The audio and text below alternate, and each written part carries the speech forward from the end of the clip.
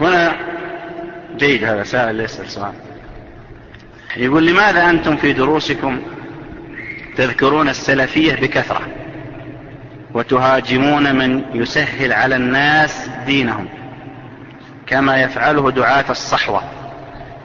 طبعا أنا قايلها بأشرطة كثيرة، دعاة الصحوة تعني دعاة الإخوان المسلمين، ولكن عندنا في السعودية يسمونها الصحوة. قال: من بيان ما للمرأة من حقوق وأنها شقيقة الرجل كما حصل في المؤتمر بالكويت من انفتاح بين الدعاة المصلحين والنساء الداعيات. أقول: نحن عندما نحكم بالإسلام الذي هو موجود في الكتاب وفي السنة، فما حله الله أحللناه، وما حرمه الله حرمناه، ما أوجبه الله أوجبناه، ما شرعه الله مباحا أبحناه، ما شرعه الله مكروها كرهناه، وهكذا. وكذلك النبي صلى الله عليه وسلم. أما لماذا نحن نكثر في دروسنا من كلمة السلفية؟ لأن أعداء التوحيد والدعوة التوحيد السلفية كثر، وهم لديهم قنوات فضائية ولديهم إعلام ولديهم مجلات يكثرون من ذكر فرقهم. فالشيعة على سبيل المثال قنواتهم الفضائية ومواقعهم الانترنتية ومحاضراتهم وأشرطة الكاسيت حقتهم دائما يذكرون فرقتهم الشيعة. الصوفية مواقعهم الانترنتية وقنواتهم الفضائية وأشرطة الكاسيت حقتهم ودروسهم دائما يذكرون الصوفية وحلقات الصوفية وعلماء الصوفية، ودائما يقول الصوفية تقول الصوفية، وعلى هذا كان الصوفية. الأشاعرة في كتبهم وفي جامعاتهم وفي قنواتهم وفي دروسهم يقولون الأشعرية كذا الأشعرية كذا الأشعرية كذا، المعتزلة الأباضية غيرهم. فلماذا ما يضيق صدوركم إلا إذا ذكرنا السلفية؟ يعني صدوركم لا تضيق ولا تجدون حرجا إذا ذكر الرافضة التشيع حتى دوخوا رؤوسنا، وإذا ذكر الصوفية التصوف حتى دوخوا رؤوسنا. ما تضيق صدوركم ولا تجدون حرج من الإكثار من ذكر هذه الفرق الباطلة. بل عندما نقرأ عشرات الكتب كلها تقول الإخوان المسلمون حسن البنا، حتى بعض الناس حفظ حسن البنا أكثر من اسم أبوه. الآن اللي يدخلون مع حسن البنا وسيد قطب تجد الشاب من يوم الصغير لين يدخلون القبر هو سيد قطب قال سيد قطب ذكر سيد قطب قال حسن البنا ذكر حسن البنا قال المودودي قال فلان. الإخوان المسلمون، جماعة الإخوان، طريقة الإخوان، جهاد الإخوان، دعوة الإخوان، تنظيم الإخوان، مدري إيش الإخوان، إخوان الليل والنهار، كتب بالعشرات بالمكتبات ومحاضرات وقنوات فضائية وأشرطة كاسيت.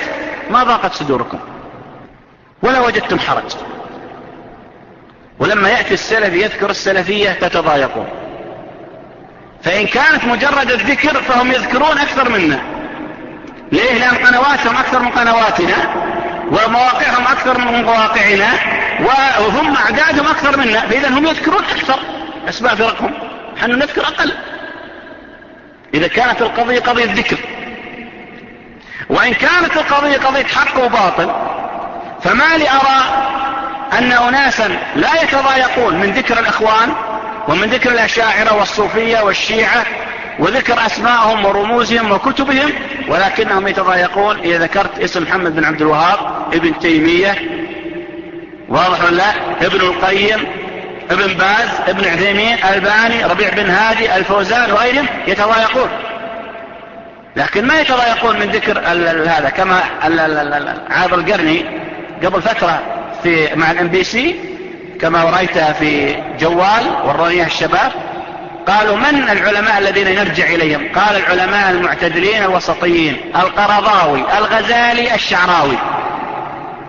ثم قال وقبل ذلك ابن باز بن عثيمين، لحق. فإذا هم الآن يصدعون بذكر القرضاوي في التلفزيون وفي القناة الأولى وغيرها وفي كل مكان لكي يعيدوا الناس إلى فكر الأخوان المسلمين من بوابة القرضاوي بعد أن صار هناك تضييق على بوابة سيد قطب، فافتحوا لهم بوابة القرضاوي حتى يدخلون من جديد يرجعونهم. واضح له. فإذا كان كل هذا يفعلونه الليل والنهار وفي المواقع والمؤلفات والكتتات وكل شيء، ومع ذلك لا يقال لهم أكثرتم. ولما يجي السلفي بيقول السلفية الجميع ينظر إليه شزرا وغضبا، اسكت. تعرفون لماذا؟ لأن السلفية نور، والنور لا تحبها الظلمة، وهذه ظلمات بعضها فوق بعض. فكل منهم إذا ذكرت السلفية يرى أن هذا عار له لأنه خالف ما عليه السلف، ولذلك لا يريد أن تذكره بالسلف ولا تذكره بالسلفية، لأنه يدري الصوفية بعيدة عن السلفية وعلى ما كان عليه سلف الأمة والنبي صلى الله عليه وسلم والصحابة، ويدري أن الأشعرية بعيدة عن ما كان عن النبي صلى الله عليه وسلم والصحابة، ويدري أن الرافضة بعيدة عن ما كان عن النبي صلى الله عليه وسلم والصحابة، ويدري الإخواني أن إذا قلت له من مؤسسك ما يقول الرسول، يقول حسن البنا، فهي بعيدة عن السلف. ويدري التبليغي أن مؤسسه محمد الياس ما يقول محمد صلى الله عليه وسلم ولا الصحابة ولا التابعين، لأنه لا يجد دليلا لا من الكتاب ولا من السنة ولا ما كان عليه السلف الأمة على ما هو عليه من باطل، ولذلك يتضايق. لكن ماذا قال الله عز وجل؟ قال فلا وربك لا يؤمنون حتى يحكموك فيما شجر بينهم ثم لا يجدوا في أنفسهم حرجا مما قضيت ويسلموا تسليما.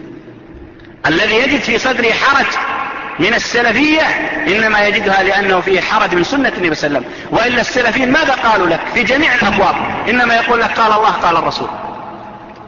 ولذلك تجد أن هؤلاء إذا تكلم على السلفيين وعلى ما يسمونهم الوهابيين وغير ذلك يسكتون ويسعدون ويتنشرح صدورهم أهل الباطل، وإذا تكلم على البدع ضاقت صدورهم.